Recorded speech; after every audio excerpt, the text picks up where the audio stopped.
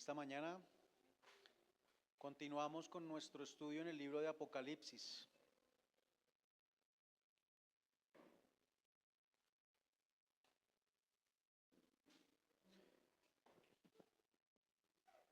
Pero antes quisiera decirles algo, hermanos, y es quienes estamos realizando alguna tarea ministerial o pastoral, somos hombres que necesitamos de Cristo también. Somos hombres y mujeres que necesitamos también crecer y madurar en el Señor. Y cometemos errores. Y muchas veces por nuestro pecado no cuidamos bien a la iglesia, no nos acercamos correctamente, muchas veces fallamos y damos gracias a Dios que también es así, porque a la final la gloria es para Él. Pero lo que quiero decir es que en nombre mío y de quizás todo pastor con el cual ustedes hayan tenido un contacto, pedirles perdón por cualquier falla que hayamos tenido y que no hayamos cuidado bien a la iglesia como deberíamos hacerlo. Y pedirles su oración para que el Señor nos siga ayudando a poderlo hacer cada vez mejor, para la gloria de Él. Acompáñenme en el libro de Apocalipsis al capítulo 14, por favor.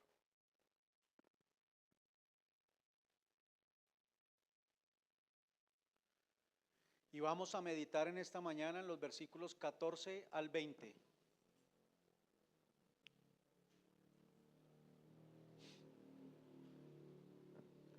Dice la palabra del Señor así: Miré, y he aquí una nube blanca, y sobre la nube uno sentado semejante al Hijo del Hombre, que tenía en la cabeza una corona de oro y en la mano una hoz aguda. Y del templo salió otro ángel clamando a gran voz al que estaba sentado sobre la nube: mete tu hoz y ciega, porque la hora de cegar ha llegado, pues la mies de la tierra está madura. Y el que estaba sentado sobre la nube metió su hoz en la tierra, y la tierra fue cegada. Salió otro ángel del templo que está en el cielo, teniendo también una hoz aguda. Y salió del altar otro ángel que tenía poder sobre el fuego, y llamó a gran voz al que tenía la hoz aguda, diciendo: mete tu hoz aguda y vendimia los racimos de la tierra, porque sus uvas están maduras. Y el ángel arrojó su hoz en la tierra, y vendimió la viña de la tierra, y echó las uvas en el gran lagar de la ira de Dios. Y fue pisado el lagar fuera de la ciudad, y del lagar salió sangre hasta los frenos de los caballos por 1600 estadios. Amén. Padre eterno, toda tu gloria se manifiesta, Señor, a través de tu palabra hacia los hombres. La naturaleza también habla de ella. Cristo, quien vivió en medio de nosotros, manifestó tu gloria en plenitud. La gloria, Señor, que habla de tu amor, de tu misericordia, de tu bondad, pero que también habla de tu ira, la cual es real y hace parte de tu santidad. Ayúdanos, Señor, a comprender, o mejor, a poder ver con mayor claridad cuán privilegio hemos tenido, Señor, quienes hemos creído. Cuán pecadores somos y merecedores de tu ira, pero cuánta gracia hemos recibido, Señor, al ser rescatados en Cristo Jesús y haber sido, Señor, redimidos por Él en su obra, quien pagó por nosotros. Señor, que podamos ver la grandeza de este acto, que podamos ver, Señor, cuán agradecidos deberíamos estar y cuán contentos deberíamos estar, Señor, independientemente de las situaciones que vivamos sobre la tierra.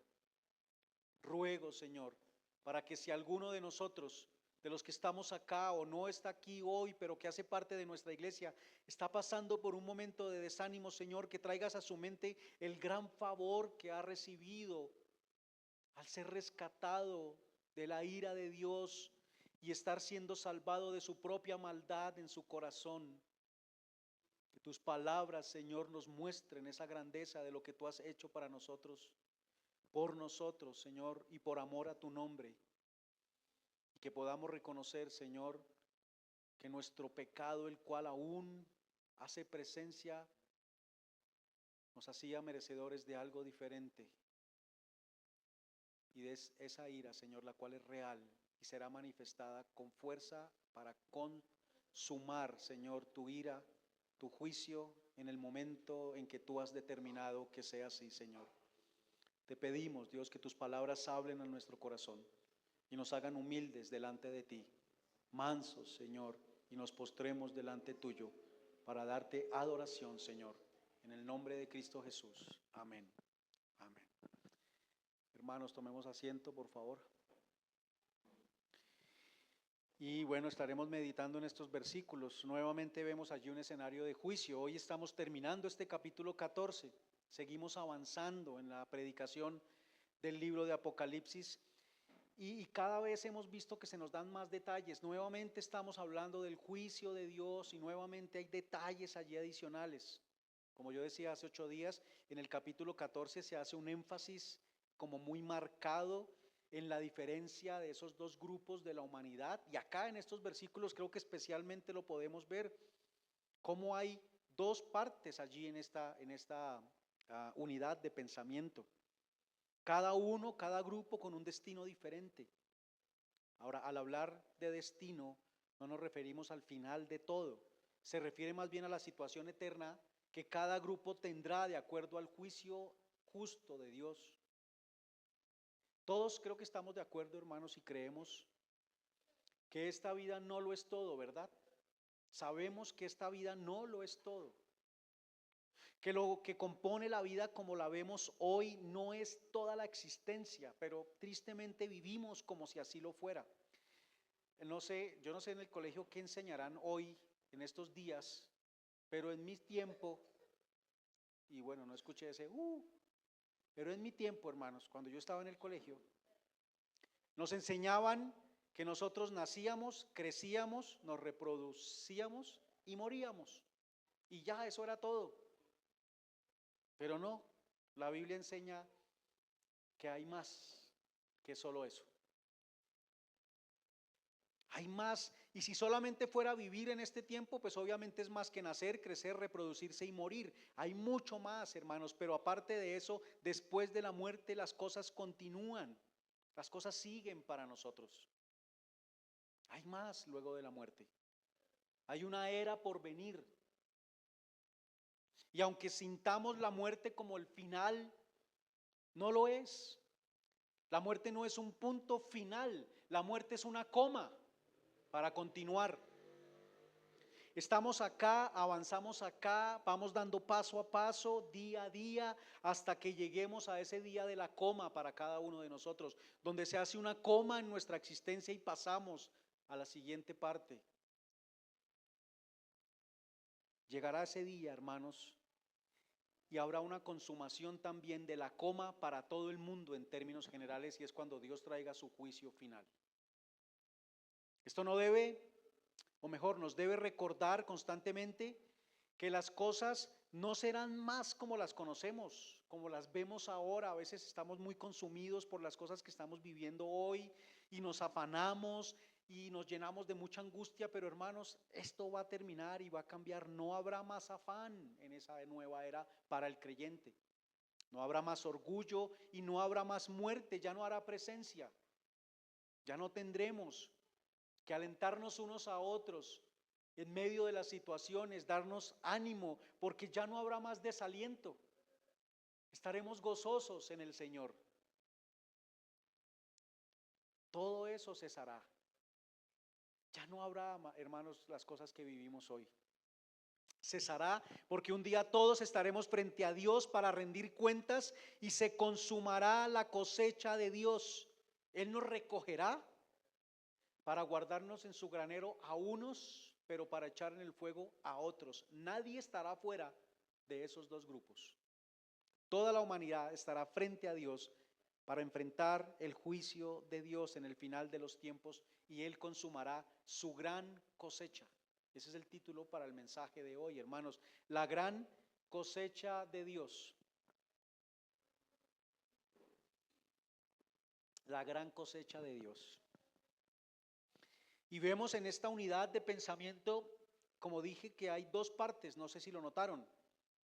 Hay una cosecha primero, pero después hay una vendimia, ¿no es cierto? Son dos cosas diferentes. La primera, aunque hay muchas cosas similares, hay cosas diferentes en ellas también.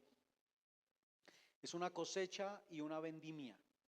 El libro de Apocalipsis nos habla de lo que ya ha venido sucediendo, eso lo hemos estado reiterando. Todo lo que hemos visto son cosas que ya han venido sucediendo parcialmente. Y sobre todo se hace énfasis entre la primera venida del Señor y la segunda venida del Señor. Ese es el tiempo de la iglesia. Pero llegará un momento en que eso que ha sucedido parcialmente será consumado completamente en su segunda venida. Acá también nos deja la misma idea. Aunque son cosas que han venido sucediendo, hay una consumación para este juicio y para este momento final de toda la humanidad frente a Dios. Esta visión que hemos estado viendo arranca en el capítulo 12, donde se habla de la gran batalla entre la mujer y el dragón, la guerra contra los santos, el querer llevar a las personas a la adoración a la bestia, cómo la bestia lleva a todas las naciones a que le adoren, se postren ante ella. Pero una y otra vez, hermanos, una y otra vez el libro de Apocalipsis menciona a nosotros, a los santos, en pie delante de Dios, adorándole a Él, siendo rescatados de ese ataque del enemigo para que le adoremos a Él. En los versículos de hoy vemos de nuevo la connotación de juicio, y en este caso se menciona con relación a esas dos cosechas. De hecho, como dije, la unidad tiene dos partes. La primera es del versículo 14 al 16 y la siguiente del 17 al 20. Son dos partes que tienen bastante similitud. Vemos cosas semejantes en ellas. En ambas hay una hoz, que es un elemento con un gancho para cortar, cortar la cosecha para irla recogiendo, que es un símbolo de juicio. En ambos hay un ángel que sale del templo. En ambos hay una voz que indica el momento de cosechar, y en ambos se procede a la cosecha. La cosecha es un momento de recoger. Ahora, ¿cuándo empezó esa cosecha? ¿Recuerdan lo que le dijo el Señor a la mujer samaritana allá en Juan 4? Perdón, no a la mujer samaritana, a los discípulos en Juan 4. Él le dijo algo así como que los campos estaban blancos. Cuando ellos le preguntaron acerca de si quería comer de lo que habían traído, Jesús dijo: mi comida es que haga la voluntad del que me envió y que acabe su obra. ¿No decís vosotros, aún falta 4 meses para que llegue la siega? He aquí os digo, alzad vuestros ojos y mirad los campos, porque ya están blancos para la siega. Están listos para ser recogidos. El Señor ha venido y la cosecha empieza desde su primera venida. La predicación del Evangelio va apartando a los suyos del mundo, los aparta, aunque todavía no se manifiesta eso para nosotros, ¿verdad? Hablamos de la iglesia visible y la iglesia invisible. Él ha apartado con la predicación del Evangelio, y esto tiene mucho que ver, hermanos, esto que se está narrando acá tiene mucho que ver con las cosechas. Si nosotros vemos Levítico 23 y leemos ese capítulo, está hablando de las fiestas que celebraba el pueblo de Israel, empezando con la Pascua. Y habla allí de las primicias y de traer de lo primero que ellos cosechaban, y esas primeras cosechas eran la cebada y el trigo. Eso sucedía en el primer mes, que es más o menos para marzo, abril. En el mes de Abib, creo que se llama. Allí, en ese primer mes, sucedía esa cosecha. Pero ¿cuándo sucedía la vendimia? Al séptimo mes. Entonces habla de todo un tiempo de estar cosechando trigo y cebada, y llegaba un momento en que venía el tiempo de las uvas, de la vendimia, de recoger las uvas para el vino. Ahora fijémonos que habla de un periodo de 7. Es el mismo periodo en el que Él hizo la creación, creó toda lo que nosotros podemos ver en un periodo de 7. Bueno, 6 me dirán algunos, pero el séptimo está incluido allí dentro de ese periodo como un tiempo de reposo. Ahora acá, hermanos, Estamos viendo también que todo empieza con la cosecha del trigo y la cebada, con la predicación del evangelio, apartando a la iglesia, pero llega el momento en que eso se va a manifestar, llega el momento de la cosecha final, donde la vendimia se realiza también, donde los que van a ser echados al lagar para ser pisados son manifestados también, y se separa esos dos grupos. Un periodo de 7. ¿Recuerdan que hablamos de ese periodo de 7 en los versículos anteriores, donde hablaba de 3 años y medio o de 42 meses? Ese es el tiempo en el que estamos. La cosecha ya empezó, se está dando. Cuando nosotros predicamos el evangelio, los campos que están blancos para la siega se están segando, estamos siendo apartados. Se toma todo este tiempo y ahora llegará un momento en el que la vendimia también se va a dar. Eso también tiene unión con lo que él dice en Mateo 13, hablando de la parábola del trigo y la cizaña, donde creo que, no sé, creo que muchas veces se enseña que eso se habla acerca de la iglesia, donde en la iglesia crece el trigo y la cizaña, pero él no está hablando de la iglesia. Allá más adelante, en el capítulo 13, creo que versículo 38, va a decir que el campo en el que se sembró el trigo es el mundo. No es la iglesia, es el mundo entero, donde la palabra viene y se siembra la palabra del Señor, pero también el maligno vino y sembró su engaño. Y en el mundo crece el trigo y la cizaña. Y él le dice a los discípulos, no arranquen la cizaña porque podrían arrancar también el trigo. Lo que quiere decir que el juicio, como hemos dicho, no está dado para nosotros, porque nosotros no vemos correctamente, hacemos un juicio parcial o mejor, por nuestras emociones, por nuestra, digamos, poca capacidad de ver, y podemos terminar arrancando trigo también. Predicamos el evangelio y quien hace la separación es él mismo. Pero en el día de la consumación, ¿qué dice él? Allá mismo en Mateo 13, enviaré a mis ángeles. No le dice a los discípulos que ellos son los que tienen que hacer esa tarea de juicio, sino que él va a enviar a esas entidades angelicales, las cuales separarán. Y aquí lo estamos viendo, hay un ángel también que tiene una hoz y es quien vendimia, quien separa a los que no son del Señor. Así que vemos allí, hermanos, que hay una diferencia. La primera parte de esta unidad, del 14 al 17, habla de redención. Habla de Cristo mismo tomando a los que son suyos para que estén con Él. Y la segunda parte habla de condenación. Son dos unidades, hay dos cosechas, pero una es para redención, la otra es para condenación. Así que podríamos quedarnos hablando del juicio y de los símbolos allí. Y bueno, es necesario hacerlo, lo vamos a hacer. Pero no para hablar simplemente del juicio, ya hemos hablado del juicio varias veces acá en la Escritura y lo seguiremos haciendo. Pero en esta oportunidad quisiera que viéramos algo también muy importante en todo esto, hermanos, porque no podríamos quedarnos simplemente en eso, sino que podamos ver el carácter y la gloria de Jesús mostrada en medio de esto. ¿En dónde evidenciamos la gloria de Dios y la gloria de Jesús con mayor claridad? En la cruz, ¿verdad? En su muerte y su resurrección.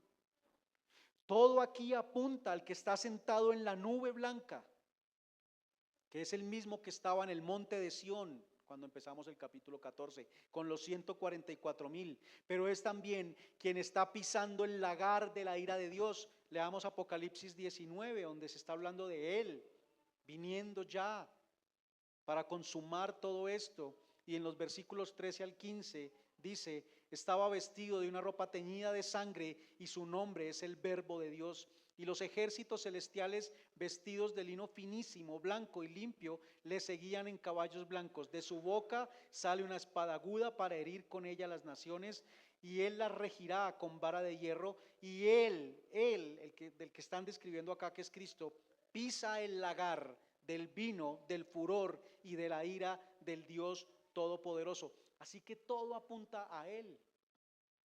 Es el juicio de Él. Es a quien se le dio esa autoridad para hacer ese juicio. Todo es una imagen de la gloria de Jesús y de su gloria en relación con la humanidad, con nosotros, y específicamente para nosotros como creyentes, quienes podemos verle, es ver esa gloria actuando en favor nuestro todo el tiempo, hermanos. Porque no se trata solo de conocer sus atributos, sino de verlo en una relación personal con nosotros. Y es todo su carácter, todos sus atributos actuando con nosotros en esa relación. Por eso ese primer punto, que era cosecha y vendimia, solamente con él pretendía mostrar que hay dos unidades allí, o dos partes: la cosecha de redención, la vendimia para condenación. Pero el segundo punto, y solamente son dos puntos en esta mañana, habla de la gran cosecha de Dios, la cual manifiesta su gloria. El título es La gran cosecha de Dios. Está compuesta de cosecha y de vendimia, pero también la gran cosecha de Dios muestra o manifiesta su gloria. Y vamos a ver varios aspectos de lo que manifiesta allí. Y lo primero, hermanos, es que Cristo es juez. Cristo es juez. Todo el contexto es de juicio, para salvación y para condenación. Juicio no quiere decir solamente castigo, condenación. Juicio quiere decir todo el escenario que hay donde se manifiesta si una persona es culpable o no. Y ese juicio viene y se dirá quiénes son justos y quiénes son culpables. Es para salvación y para condenación. Y quien ejecuta ese juicio total es Cristo. La nube en la Escritura se asocia con la presencia de Dios, como lo hemos visto también en otras partes, en Éxodo, por ejemplo, ¿verdad? Se asocia con la presencia de Dios para guiar, para proteger, para revelar, pero también, como lo es en este contexto, para apartar a los suyos. ¿Recuerdan en Éxodo cómo esa nube se puso en medio de Israel y de Egipto? ¿Cómo se puso en medio para separarlos? Acá está pasando lo mismo. Él viene en una nube. Y esos textos nos recuerdan otros textos en donde se habló de esto. Por ejemplo, Mateo 24:30, que ya lo vamos a leer. Él habla allí de que en ese momento final de su juicio Él vendría en una nube. Entonces está aquí la presencia de Dios representada allí, que viene en una nube, de lo celestial, de lo alto, de lo apartado, no de lo terrenal, para apartar a los suyos. Y eso es juicio, para apartar a los suyos del mundo, como consumación de ese juicio. En este contexto es así. Tiene relación con la consumación de la cosecha de Dios. Es su presencia para apartar a los redimidos y viene en una nube para consumar esa cosecha. Veamos Mateo 24:30. Ya nos habla el Señor exactamente de esto y dice así: entonces aparecerá la señal del Hijo del Hombre en el cielo, y entonces lamentarán todas las tribus de la tierra y verán al Hijo del Hombre viniendo sobre las nubes del cielo con poder y gran gloria. Esto está unido a esto que estamos viendo allá en Mateo 24. Es el cumplimiento de eso que el Señor había dicho allá. Así que la hoz también, hermanos, es símbolo de juicio. Hablar de juicio no es solo hablar de condenación, también de salvación. Así, en la segunda parte, sea un ángel quien mete la hoz, ese ángel ya no debe seleccionar, porque ¿quién hizo la selección inicialmente? Jesús. Él ya apartó a los que son de él, ¿verdad? En la primera parte. Y ahora el ángel lo único que tiene que hacer es recoger al resto, los que quedaron. La selección no la hace el ángel, eso lo hace el Señor. Jesús, al cosechar a los redimidos, quedan los no redimidos para que el ángel ahora sea quien los recoja. Así que el que juzga es el Señor. Él es juez sobre toda la humanidad. Él es quien determina de acuerdo con su perfecto juicio, no nosotros, es Jesús mismo quien lo hace. Quien estará con él es él quien lo determina, y quienes serán echados al lagar de la ira de Dios es él quien lo determina. Veamos por favor Hechos, y vamos a ver allí el capítulo 17, versículos 29 al 31. Hechos 17, 29 al 31. Dice la palabra del Señor allí: siendo pues linaje de Dios, no debemos pensar que la divinidad sea semejante a oro, o plata, o piedra, escultura de arte y de imaginación de hombres. Pero Dios, habiendo pasado por alto los tiempos de esta ignorancia, Ahora manda a todos los hombres en todo lugar que se arrepientan. ¿De qué? De la idolatría. Por cuanto ha establecido un día del que estamos hablando hoy, en el cual juzgará al mundo con justicia. ¿Quién lo hará? Aquel varón a quien él designó, dando fe a todos con haberle levantado de los muertos. ¿A quién designó Dios para ese juicio? A este varón que levantó él de los muertos, a Jesús. Él es el juez, él es quien viene para juzgar, hermanos. Pero eso es maravilloso, porque el mismo que nos redimió a nosotros, el mismo que murió para salvarnos, el mismo que murió por cada uno de ustedes y murió por mí para salvarme, es el que va a decir quién es salvo y quién no. Hermanos, eso asegura también que nosotros estamos seguros en esa salvación, porque no es otro, es Él mismo el que va a juzgar. Y además, Cristo es justo. En el versículo 14 se muestra esto, porque la nube, se da una particularidad acerca de la nube que no se da en otro lugar. ¿Cómo es la nube? Blanca. La nube es blanca, una nube blanca se menciona aquí solamente y habla con esa blancura de que es su presencia para juicio, pero que ese juicio es justo completamente, no es para nada injusto. En Apocalipsis ya hemos visto la mención de el color blanco en otras partes, ¿verdad? A los santos vestidos con esas vestiduras blancas que habla de la justicia de Cristo. Así que el blanco habla de esa justicia. Al mencionar las vestiduras blancas, por ejemplo, es una referencia a la justicia de la que nosotros ya estamos revestidos. Y más adelante, aquí mismo en Apocalipsis, se nos hablará de la novia preparada para las bodas del Cordero y que está vestida con una túnica blanca y que habla que son las obras justas de los santos. Es esa justicia, hermanos, que es pura, transparente, perfecta. Y acá vemos a Jesús en una nube blanca y esa nube habla de esa presencia para el justo juicio de Dios. Es demasiado importante, hermanos, porque hablar de juicio es necesario que quien hace el juicio sea justo para que el juicio sea correcto, para que no haya ninguna equivocación, para que no haya ninguna apelación. No hay nadie que pueda apelar porque es un juicio completamente justo y es definitivo. No hay más instancias en ese proceso. Cuando el Señor venga, Él apartará a los suyos, a sus ovejas, de los cabritos, y eso será completamente justo. No habrá ninguna injusticia en todo esto, hermanos. Esa imagen tiene relación con Daniel, capítulo 7, versículos 13 al 14. Ya hemos visto cómo este libro se relaciona con el Antiguo Testamento y específicamente con el libro de Daniel, con Ezequiel, también hemos visto algunas cosas. En el capítulo 7, versículos 13 al 14, dice la palabra así: miraba yo en la visión de la noche, y he aquí con las nubes del cielo nuevamente venía uno como un hijo de hombre, igual que lo menciona en Apocalipsis, que vino hasta el anciano de días y le hicieron acercarse delante de él.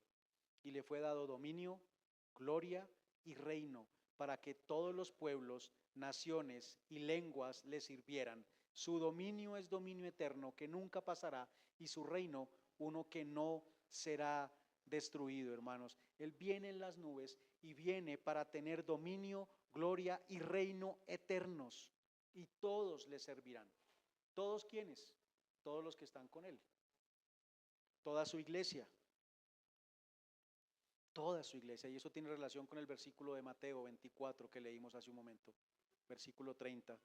La señal del Hijo del Hombre viniendo sobre las nubes del cielo con poder y gran gloria, hermanos. Viene sobre las nubes para consumar la redención nuestra, para condenar, para juzgar de una forma justa, porque quien lo hace es un juez justo. Y Juan lo ve acá representado en esa nube blanca que simboliza su justicia. En todo Apocalipsis hemos visto condenación y redención a esos dos grupos. Y todo eso, hermanos, sucede en base a la justicia de Cristo.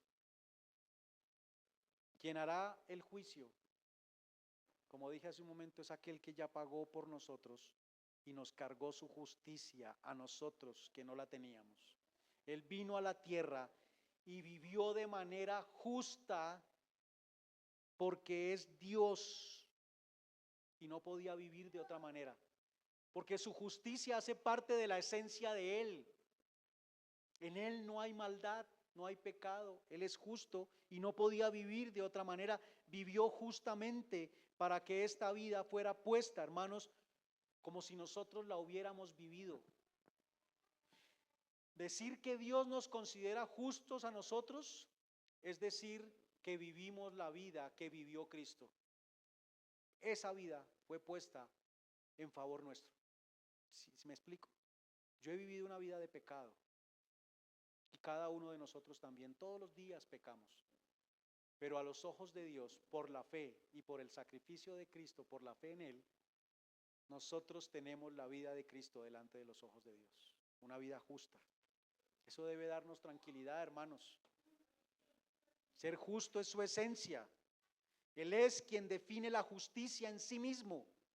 En su propio carácter está definida la justicia. La justicia no puede ser definida fuera de Dios, porque si la definimos fuera de Dios, es decir que hay algo o alguien más justo que Dios, y eso no es así. Solo Él puede hacer lo correcto, lo justo, sin equivocación, y su juicio se hará basado en esa justicia perfecta. Y a nosotros nos fue cargada esa justicia por gracia. Pero también Cristo es hombre, y lo dice también este versículo 14. Dice que venía en una nube blanca y sobre la nube unos sentados semejante al Hijo del Hombre. Él se encarnó, hermanos, y vino como un hijo de hombre, tomó forma humana, tuvo hambre, tuvo sed, se cansó, padeció la tentación, murió, derramó su sangre, pero no pecó. Tenía un cuerpo y al regresar para su juicio regresará en su cuerpo y realizará el juicio como hombre en su cuerpo. No deja de ser Dios, pero lo hace viniendo en su cuerpo. Viene uno como un hijo, como el Hijo del Hombre. Juan 5, hermanos, acompáñenme allí en sus Biblias. Versículos 25 al 27.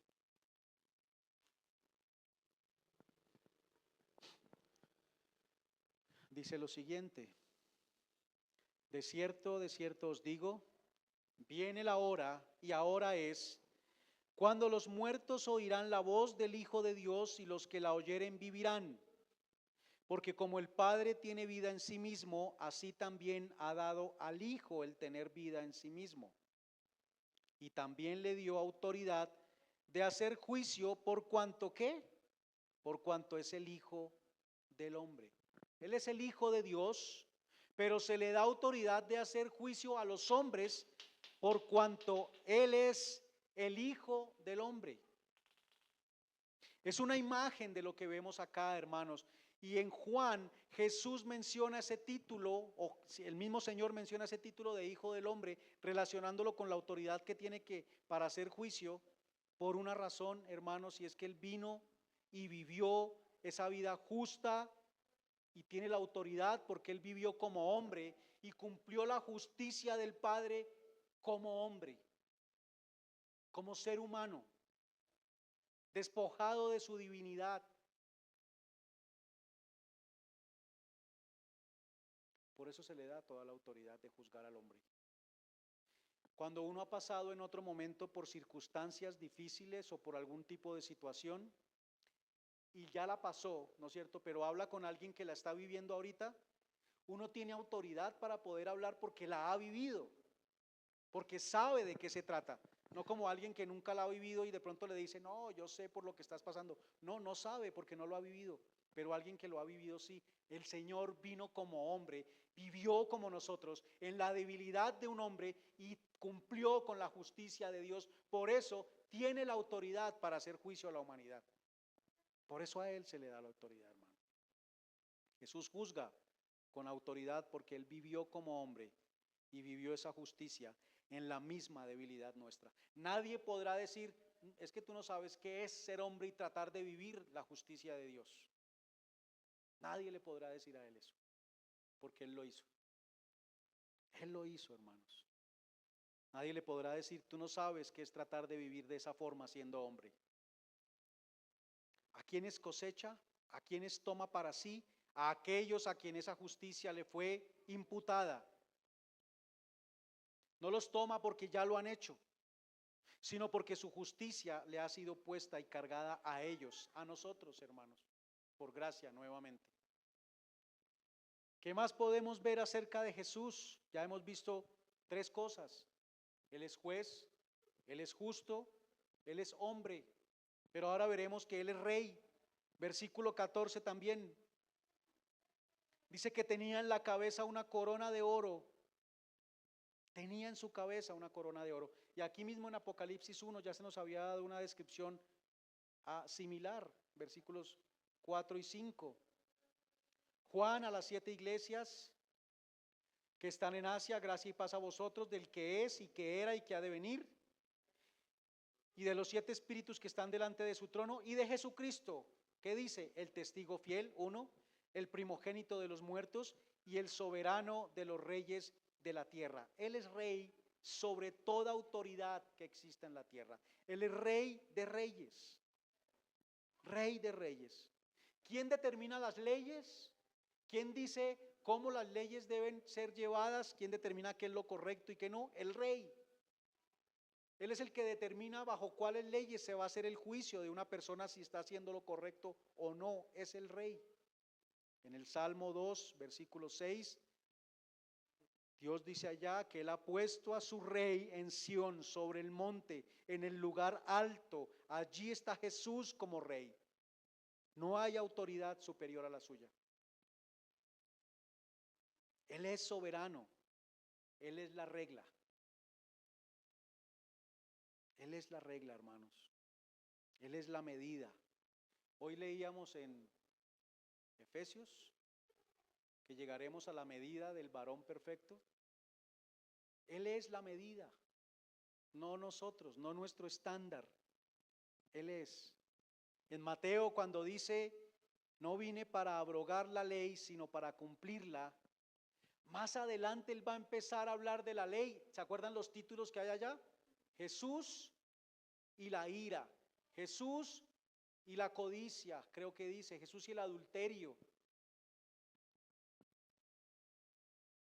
Son los títulos que da la Reina Valera.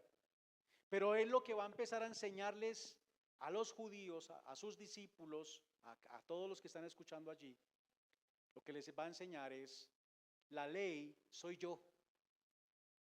La ley es vivir como yo vivo. La ley es amar como yo amo.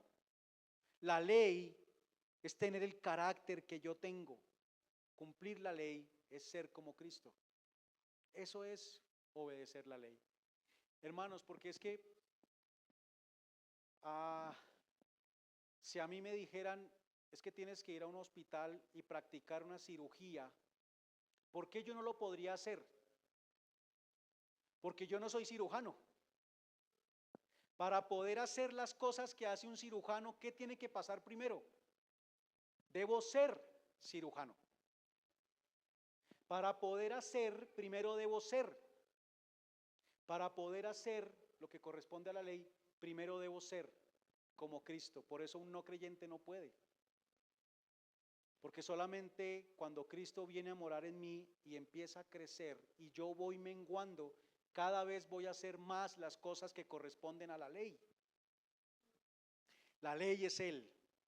Él es la ley encarnada y la pone en un nivel superior. Los discípulos, los judíos quizás pensaron, hermanos, los judíos quizás pensaron que Él venía, y de hecho lo dicen, Él vino para decir que la ley no era, o mejor, que Jesús iba en contra de la ley, que Él no quería cumplirla, que Él llevaba a sus discípulos a ir en contra de las normas.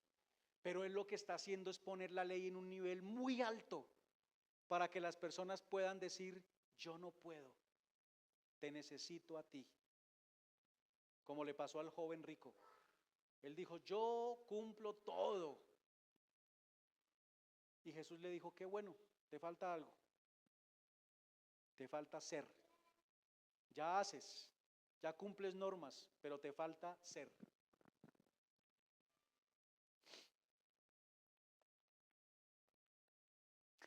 Jesús no deja la ley en un nivel de cumplir simplemente normas, hermanos.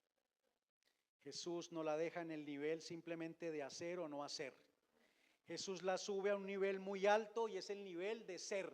La ley es ser como Cristo. Jesús es la regla, Jesús es la vara, Jesús es la ley, porque Él es el Rey quien ha dado las leyes y Él vino a cumplirlas, vino a mostrar que era cumplir la ley, hermanos.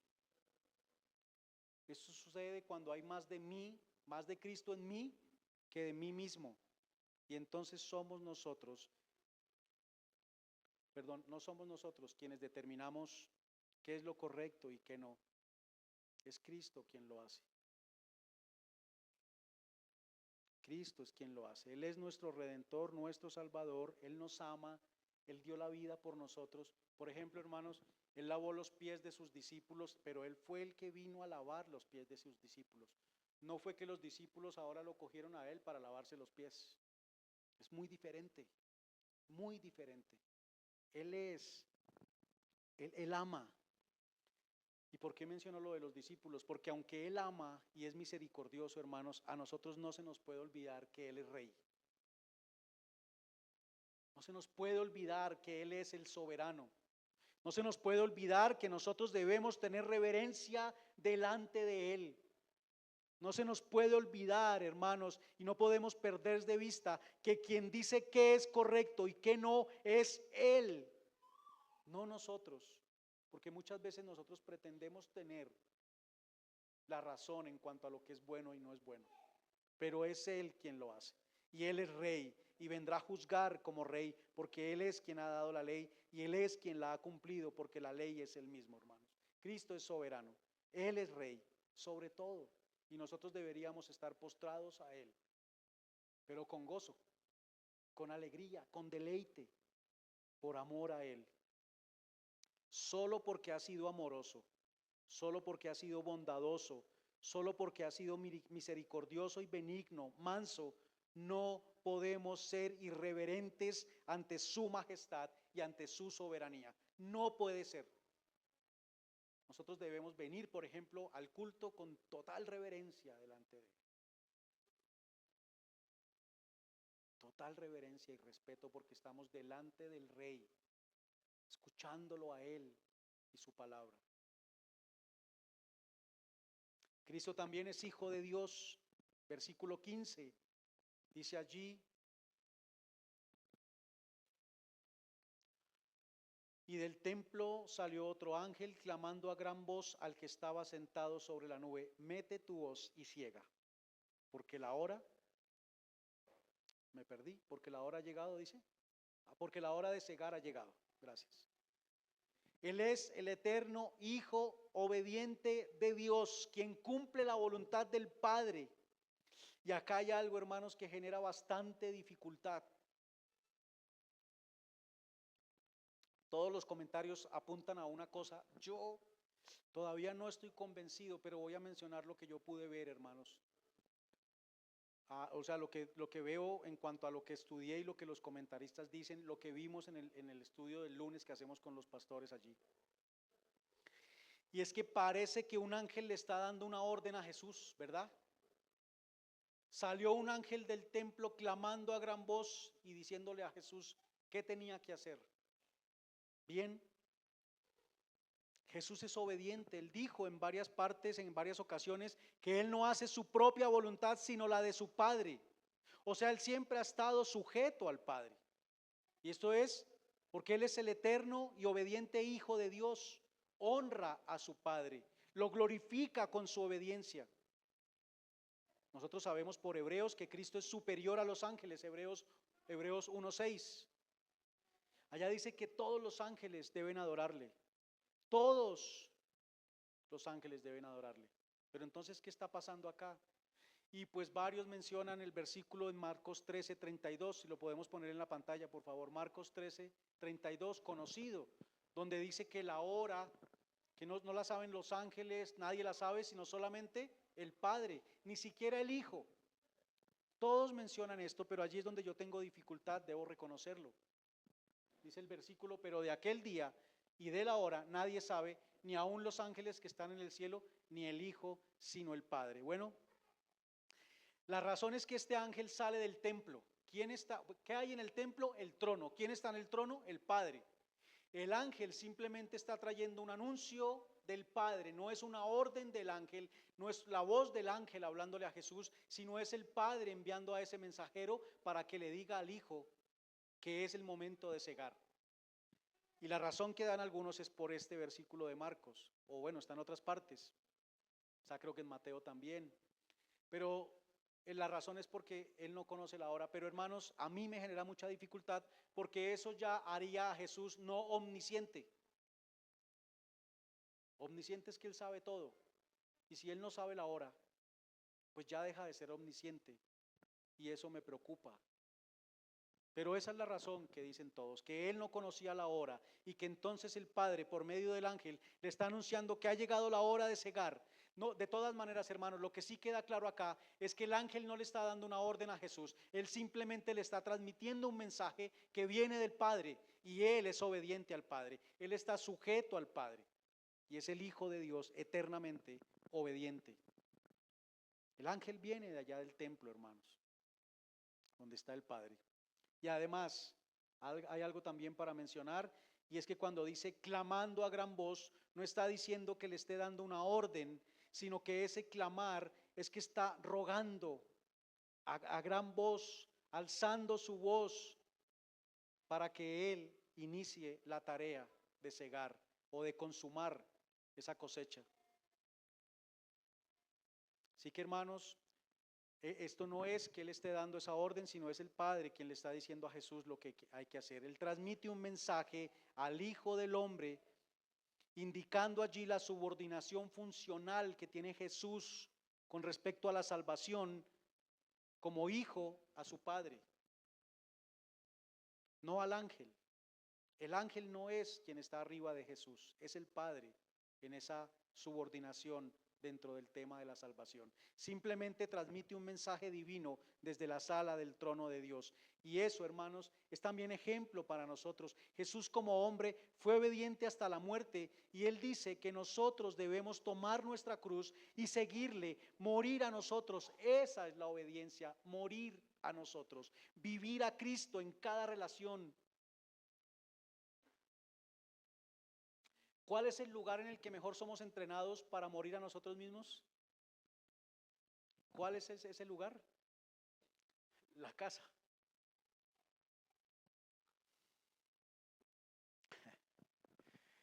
Todos movemos la cabeza, claro, estamos de acuerdo, pero es en el lugar en donde no lo hacemos, donde menos se practica esto.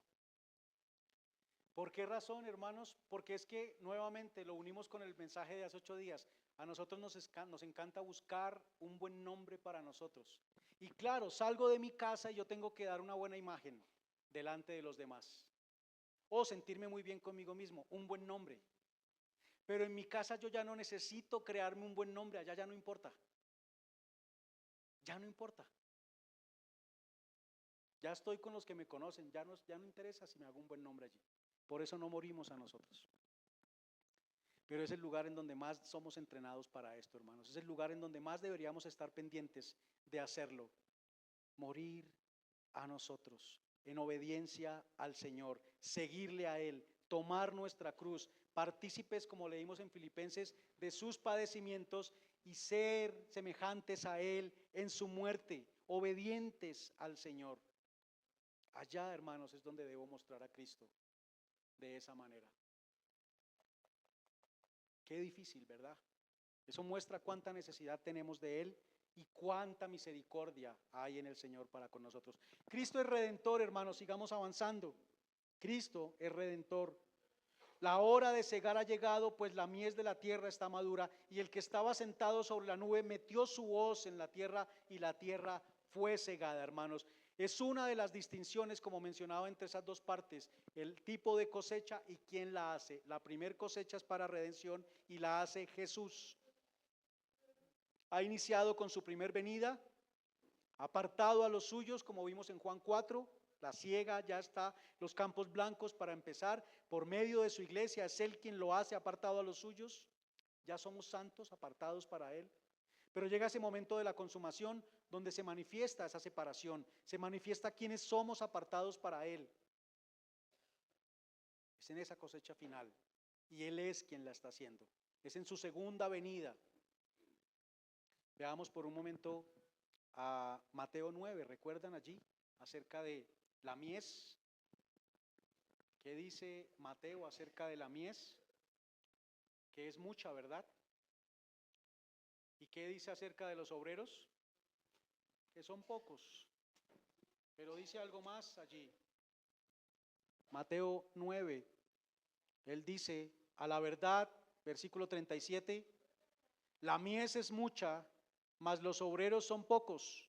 Rogad pues al Señor de la mies que envíe obreros a su mies. ¿Quién es el Señor de la mies?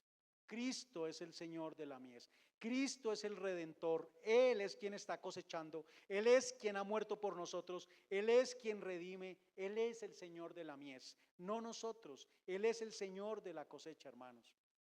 Nos ha redimido para que le conozcamos. Para que le conozcamos y para que le sigamos. Nosotros trabajamos en la cosecha, predicamos, somos obreros en la cosecha, pero Él es el Señor de la cosecha. Él es quien cosecha y debemos rogar a Él que ponga en nuestro corazón el deseo de ir a la mies y de predicar la palabra. Por eso, hermanos, nosotros no fuimos enviados a separar, a juzgar a Él. Él es quien lo hace, como vimos en Mateo 13, versículos 38, versículo 39, allí habla de eso. Isaías 35 y Ezequiel 34, el Señor dice allí unas palabras. No recuerdo los versículos, pero dice, yo mismo vendré y los salvaré. Esa es la connotación allá en esos capítulos. Yo mismo vendré y los salvaré. Juan 14, 3, 6, ¿recuerdan qué dice el Señor? 14, no estoy seguro. Revisémoslo. Quizás me equivoqué, bueno, espero que no.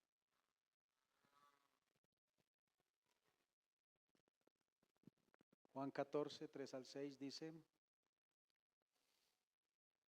así es, sí es este. Y si me fuere y os preparare lugar, vendré otra vez y os tomaré a mí mismo, para que donde yo estoy, vosotros también estéis.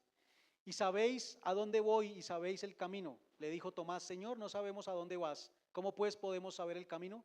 Jesús le dijo, yo soy el camino y la verdad y la vida. Nadie viene al Padre sino por mí. Él mismo, hermanos, quien es el Redentor, vendrá por nosotros para tomarnos a nosotros y llevarnos con Él para que donde Él esté, nosotros estemos junto a Él eternamente. Él mismo es quien está realizando la cosecha. Cristo mismo, hermanos, Cristo mismo vendrá para tomarnos amorosamente a nosotros, para ponernos en su granero, para que estemos con Él eternamente, a pesar de haber sido rebeldes a Él. Él mismo. Y eso es lo que estamos viendo en esa cosecha. Pero hermanos, Cristo también es victorioso. De los versículos 17 en adelante se habla entonces de la vendimia. Y hemos visto desde el capítulo 12 cómo se ha levantado todo un grupo de personas que adoran a la bestia, pero que son enemigos del Señor, que a través de ellos el dragón quiere impedir el plan de Dios atacando al Salvador y luego persigue a la iglesia para que no dé testimonio de ese Salvador que es Jesús. Y están allí como medios, las dos bestias, Babilonia, como enemigos de Dios, pero acá vemos a sus enemigos bajo sus pies. Cristo ha sido humilde, manso. En el capítulo 5, ¿se acuerdan? Lo presentan como un corderito. Pero Él es un león quien también juzga y castiga a sus enemigos con fiereza. Versículo 20. Y fue pisado el lagar fuera de la ciudad, y del lagar salió sangre. Qué imagen, hermano, terrible. Salió sangre hasta los frenos de los caballos por 1,600 estadios. Es una imagen aterradora, no sé si les parece igual a ustedes. Es una imagen terrible, hermanos. Pero es lo que dijo Pablo en 1 Corintios 15, todos sus enemigos serán puestos bajo sus pies, todos. Y aunque acá vemos a un ángel con la hoz, ese juicio es ejecutado bajo la autoridad de Cristo. Él es quien envía a sus ángeles para que separen a aquellos que no son de Él. Y está en unidad con la profecía que leíamos esta mañana en Joel 3, específicamente en el versículo 13, donde dice que el lagar estaba listo para ser pisado. Isaías 63:3 también nos habla de lo mismo. Es una imagen espantosa, hermanos, dura, pero es una imagen de Cristo victorioso sobre sus enemigos. Victorioso sobre sus enemigos. Es una imagen de su justicia, aunque sea terrible, es una imagen de su justicia. Aunque sea terrible, es una imagen justa. Es la manifestación de quien ha estado como soberano siempre. Es una imagen de la victoria de la verdad sobre el engaño, hermanos.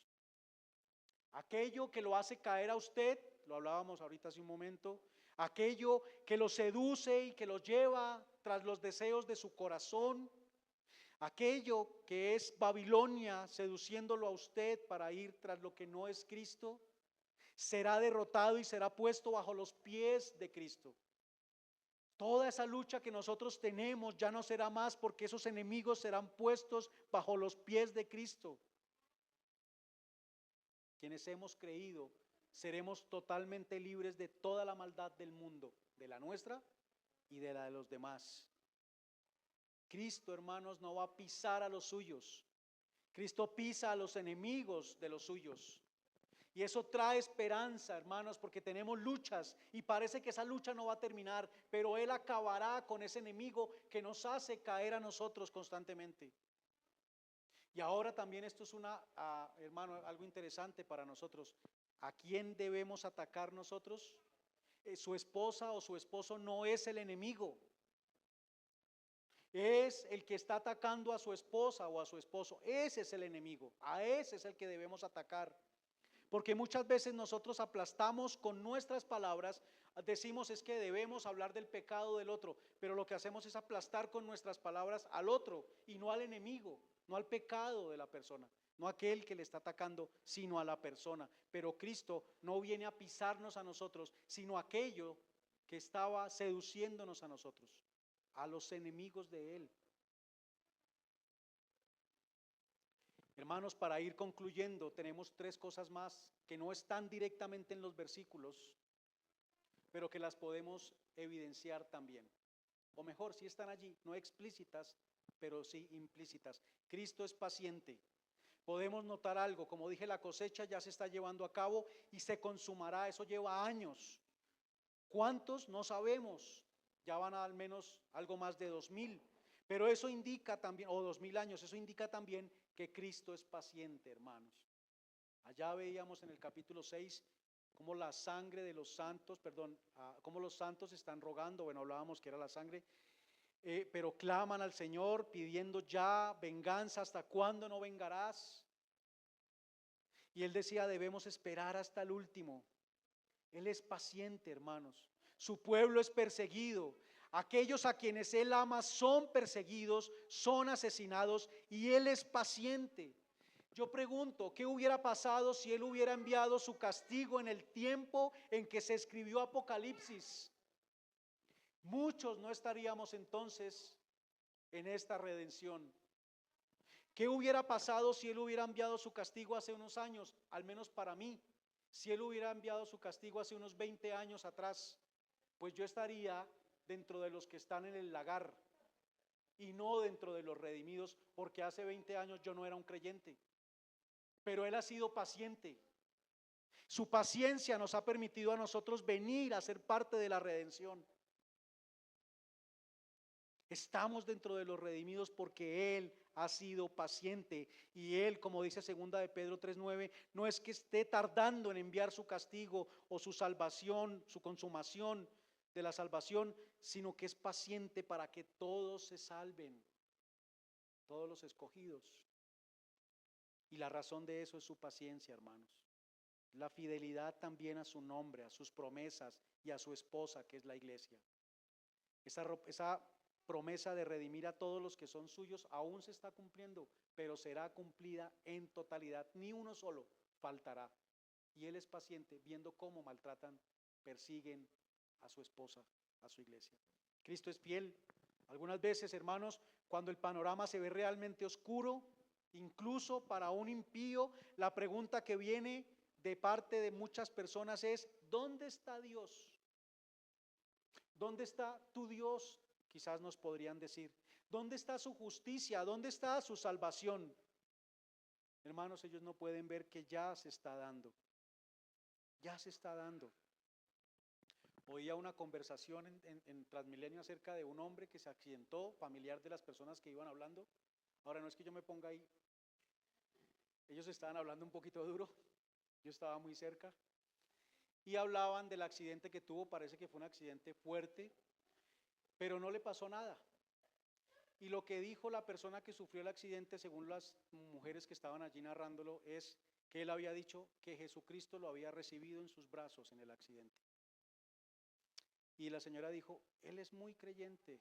Eso es lo bueno de creer en Dios, dijo ella. Eso es lo bueno de creer en Dios. Bueno, suena bien, ¿no es cierto? Pero hermanos, lo bueno de creer en Dios es: ¿qué pasa si hubiera muerto en el accidente? Lo bueno de creer en Dios, hermanos, es que la esperanza nuestra está en Él, en que hemos sido rescatados del verdadero problema, porque igual todos vamos a morir, sea en un accidente, o sea por una enfermedad, por una caída, no sé, por alguna u otra razón. Pero Él es fiel, hermanos. El problema no es Dios, el problema es el hombre, que en una medida u otra no entendemos lo que Dios ha dicho. Sus promesas no tienen que ver específicamente para lo de acá, lo terrenal. Sus promesas trascienden para la eternidad. Sus promesas hablan de la reconciliación con Él, de conocerlo a Él, para que todo lo nuestro esté en Él. Y así tengamos contentamiento, haya una cosa o no, haya salud o no la haya, que pueda haber contentamiento en nosotros, porque Él es el todo para nosotros. Que la gloria sea para Él, hermanos. No es lo que nosotros logramos o tenemos acá. Él ha prometido hacer libre a quien cree, libre de su maldad, libre del engaño que lo lleva en afanes vacíos. Él ha prometido cuidarle a cada uno de los que creen en Él su corazón y preservarlo. Esa es la fidelidad, y Él será fiel y nos preservará hasta el final. Así la iglesia sea perseguida y seamos llevados a cárceles, a muerte, Él nos preserva porque Él es fiel.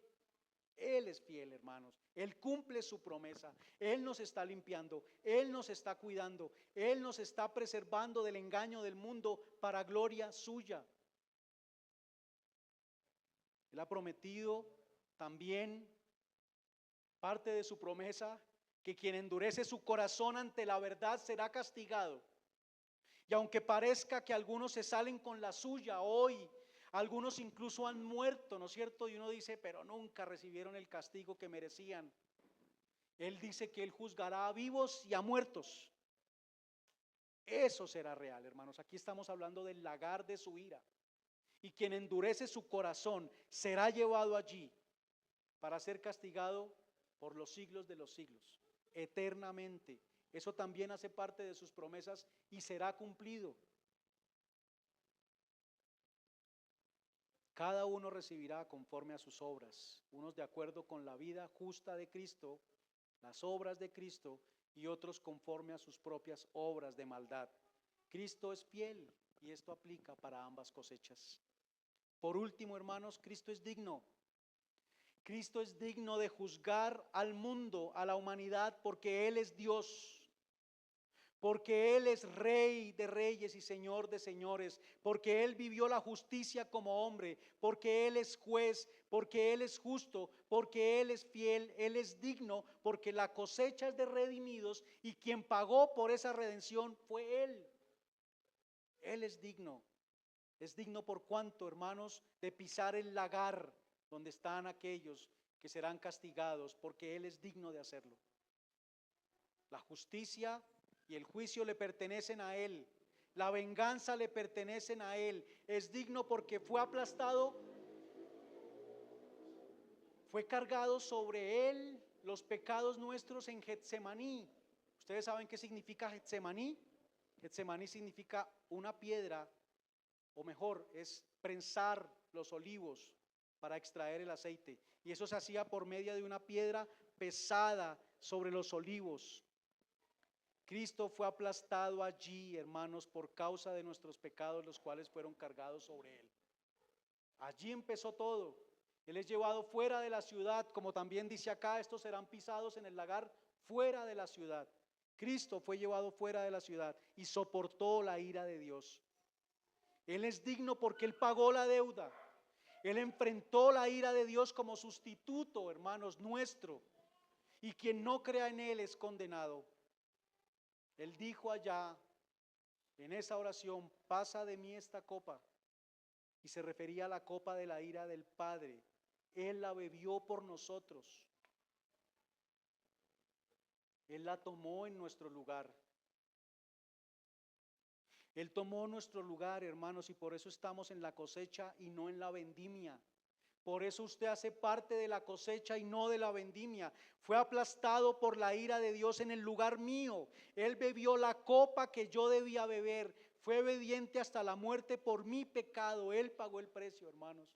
La única forma en que Él es parte, o que somos parte de la primer cosecha, es estando en Cristo. No hay otra forma. Al creer en Él, la deuda queda pagada para nosotros. Hermanos, Cristo tomó la copa de la ira de Dios y ahora se ha dado vuelta para darnos a beber a nosotros la copa de su amor. La copa del nuevo pacto en su sangre, la que tomamos esta mañana. Esa copa es la que nos ha dado Él a beber, mientras Él tomó la de la ira de Dios en lugar nuestro. Él tomó lo amargo y me dio a beber lo dulce, lo mejor. Su cuerpo fue roto para que el mío fuera hecho nuevo e incorruptible. Él recibió plenamente la ira del Padre para que yo recibiera plenamente su amor. Hermanos, nuestra redención es segura. No está en nuestras manos, está en las manos de aquel que está en la nube. El número de los redimidos se completará sin lugar a duda. Predicar el evangelio da fruto, no dejemos de hacerlo. No es en vano, porque la obra es de Él y no nuestra. Nuestro hogar no es este. No nos aferremos a este sistema terrenal que busca gloria para el hombre, en lo creado y no en el creador. Por eso, hermanos, tantas personas viven ansiosas, deprimidas y fatigadas, porque su esperanza y su gloria, su seguridad, su gozo y su valor están en el mundo y lo que el mundo ofrece y no en Cristo. Pero para nosotros, nuestra esperanza para que estemos en la primer cosecha y no en la vendimia es Cristo, quien es digno de toda nuestra adoración, hermanos. Puestos en pie y demos gracias a Dios. Padre eterno, Dios amado, Señor, hemos visto en esta mañana cómo, Señor, tu palabra habla del gran momento en que será consumada la salvación, la redención, Señor, pero también será consumada tu ira, tu juicio será consumado y se realizará una cosecha y una vendimia. Toda la humanidad está dentro de esos dos grupos, Señor, unos para salvación y otros para condenación. Pero por tu gracia, por tu amor y tu misericordia, nosotros estamos en el primer grupo al haber creído en ti. Nos has derramado, Señor, fe para que podamos creer. Has abierto nuestros ojos para que podamos verte. Y ahora, Señor, hemos sido llevados para que seamos recogidos amorosamente y llevados a estar contigo eternamente. Tú mismo nos tomarás, pero también tú mismo pisarás el lagar de la ira de Dios, en el cual habrá tormento eterno para aquellos que no creen, Señor. Por eso te rogamos, Dios, que en esta mañana, al predicar o al ver estos versículos, Señor, si alguien no ha creído y en tu voluntad, Señor, tengas misericordia y toques su corazón para que crea en ti y vengan arrepentimiento, Señor, para que pueda también ser parte de la primer cosecha y no de la vendimia, Dios, porque el castigo es seguro, la ira es segura y el tormento eterno también es seguro, Señor. Pero damos gracias porque para nosotros es salvación, gloria, gozo, paz, tranquilidad, Señor, eternamente. Ya no más luchas con nuestro pecado, para gloria tuya. Amén. Amén. Gracias.